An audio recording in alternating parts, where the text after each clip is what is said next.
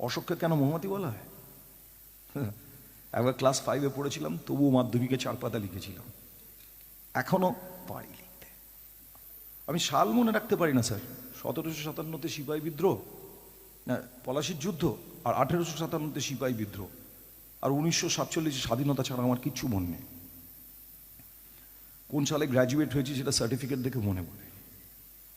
আমার স্যার দুটো জন্মদিন, একটা স্কুলের আর একটা বাড়ির।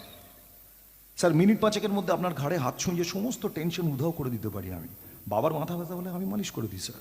বাবা বলে আমার হাতে জাদু আছে। আমার বাবা স্যার আমার মতো না, ভালো স্টুডেন্ট ছিলেন। বাবা ভালো বক্সিং করতেন।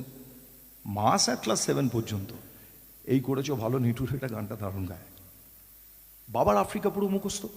আমি স্যার একবার সুকান্তর ছাড়পত্র মুখস্থ করেছিলাম, একটা প্রতিযোগিতার নামও দিয়েছিলাম, প্রাইজ পাইনি, ভুলেও গেছি কবিতাটা। খালি সুকান্তর গালে হাত দেওয়া ছবিটা আর নবজাতকের কাছে আমার দৃঢ় অঙ্গীকার, এই লাইনটা ছাড়া কিচ্ছু মনে নেই।